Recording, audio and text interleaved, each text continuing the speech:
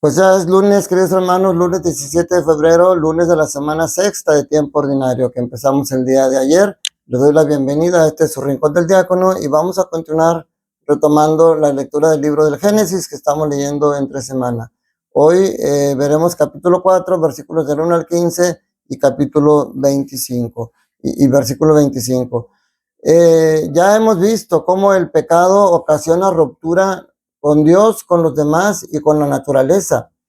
¿Sí? Como vimos cómo se culpan uno a otro, Adán y Eva, y le culpan a la serpiente, y viene la ruptura de la relación con Dios y son expulsados del paraíso.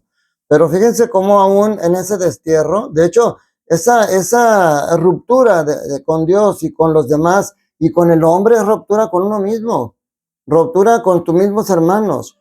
Por eso la violencia que vivimos en estos días, no solamente en la ciudad, por ejemplo aquí en Monterrey lamentablemente estamos pasando por situación de mucha violencia, pero también en el mundo, las guerras, todo eso es consecuencia todavía de este mal, del pecado de Adán y Eva, que trajo esa ruptura de nuestra relación con Dios. Y a pesar de que Cristo vino a religar, por eso fue la religión. Alguien dice que la religión no existe, Cristo no trajo ninguna religión.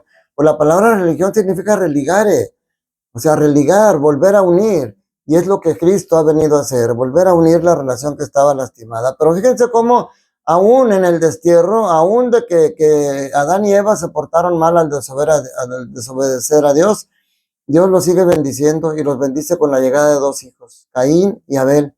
A Caín lo bendice con abundantes frutos porque él se dedica a labrar la tierra. Y Abel lo bendice también con animales porque él se dedica a ser pastor de ovejas. Y a ambos le presentan las ofrendas. Pero fíjense qué curioso, la ofrenda de Caín no es agradable a los ojos de Dios y la ofrenda de Abel sí es agradable a los ojos de Dios. Y entonces Caín se llena de furia, de ira y de resentimiento. Y nosotros podemos decir, pues es que qué injusto es Dios. ¿Por qué si Caín le presenta sus primicias y Abel también, por qué no le agradan? ¿Por qué rechaza las de Caín, ¿verdad? Y no es que rechace la ofrenda de Caín. Acuérdense, hace unos días meditábamos que Jesús les decía, ustedes, qué bien hablaba, profetizaba de ustedes Isaías cuando decía, ustedes me bendicen con los labios, me alaban con los labios, pero su corazón está lejos de mí. Es inútil el culto que me ofrecen. Es inútil el culto que me ofrecen porque su corazón está apartado de mí.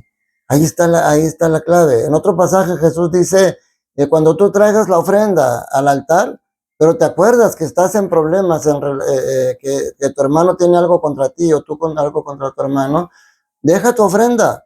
Ve y arréglate primero con él y luego ven a presentar la ofrenda. Mientras tú estés actuando mal, la ofrenda no es agradable a Dios. Y ahí está la clave. Por eso el Señor le dice a Caín, ¿por qué te enfureces tanto y andas resentido? Si hicieras el bien, te sentirías feliz, pero si haces el mal, el pecado estará a la puerta acechándose. O sea, Caín estaba obrando mal. Caín no entregaba con el corazón la ofrenda. Caín buscaba un beneficio.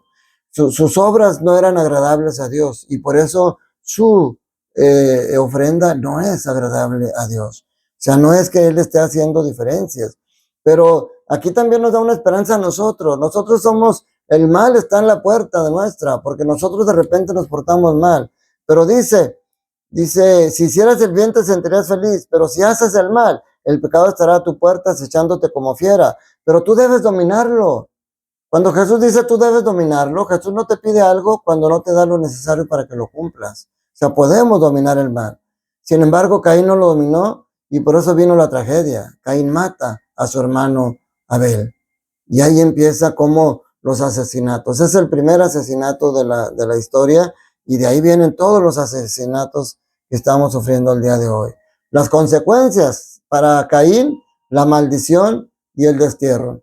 El Señor lo maldice y lo expulsa y le dice, ahora tu tierra ya no dará el fruto como te lo estaba dando hasta ahorita.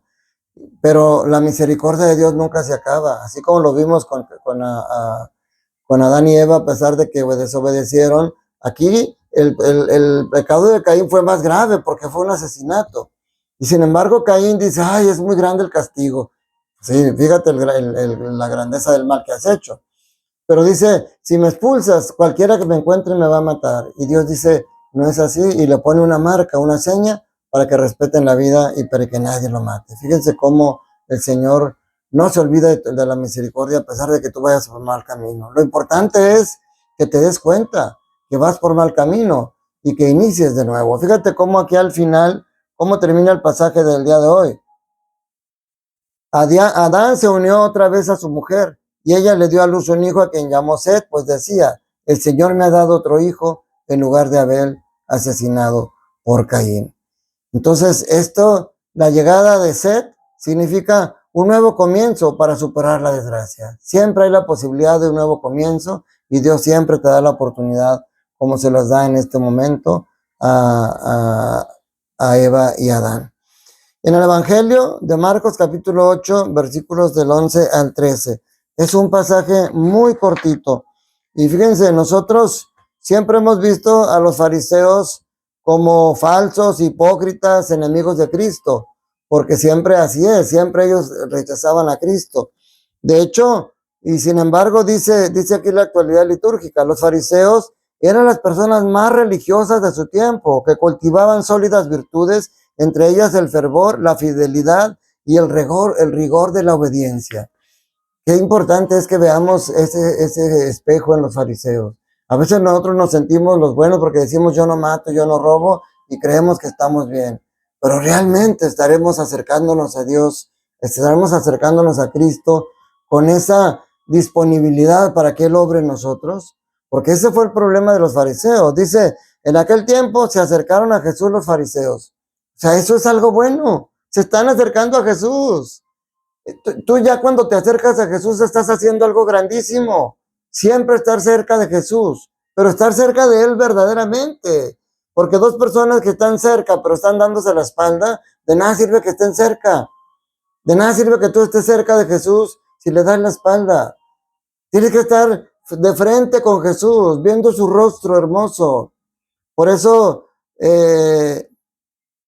dice que los fariseos se acercaron, pero no con la apertura de recibir ese amor de Jesús, de recibir esa enseñanza y de ser y tener asequible esa salvación a su lado. No, ellos se acercaron para ponerlo a prueba y por eso le piden una señal. Y yo me pregunto, ¿acaso no han visto las señales que Jesús ha hecho? No han escuchado los milagros que ha hecho. Pero aquí ellos quieren ser testigos de ese milagro, quieren verlo con sus ojos. Pero dice un dicho, Jesús dice, Dios no cumple caprichos ni endereza jorobados. O sea, Dios no va a actuar a los caprichos tuyos. No, Dios no va a darte una señal solamente porque tú lo pides. Dios te da muchas señales constantemente. ¿Quieres una señal del amor de Dios? Mira a tus hijos, mira a tu esposa, mira tantas cosas que Dios ha obrado en ti. Mira las veces que te ha sacado de las dificultades, de los problemas, las veces que te ha fortalecido en la muerte de un ser querido, en el desempleo. Mira cómo estás hoy de pie a pesar de que la vida te ha zarandeado tanto. Dios te da tantas señales. Y a veces le decimos, Señor, si tú haces esto, yo hago esto. Pues no es un intercambio comercial. No necesitas que Dios te dé una señal dándote un buen trabajo, sanando a tu familiar, sino lo que necesitas es ver la señal más importante es que Dios está contigo. Yo siempre recuerdo el pasaje de los jóvenes que iban a meterlos al fuego ardiente y que 7 veces habían puesto más potente el fuego para obligarlos a que renegaran de Dios. Y estos jóvenes le dicen, no, el Señor mi Dios me puede librar del fuego al que tú me quieres poner. Pero luego dice, pero aunque no lo hiciera, yo no voy a abandonarlo ni voy a renegar de él para adorar a los dioses que tú me pides. Esa es una verdadera adoración. Esa es una verdadera oración en el Espíritu Santo. Pedirle al Señor, porque está bien pedir, pero decirle que se haga su voluntad y no la mía. Esa es la verdadera oración en el Espíritu Santo y eso es lo que nos está invitando aquí. No le pidas una señal al Señor. Mejor ve todas las señales que Él ha puesto a tu lado. Que la bendición de Dios Todopoderoso, Padre, Hijo y Espíritu Santo, descienda sobre ustedes, sus familias, trabajos, escuelas y permanezca para siempre. Te mando un fuerte abrazo, cuídate mucho, un saludo para ti y para toda tu familia, que estés bien.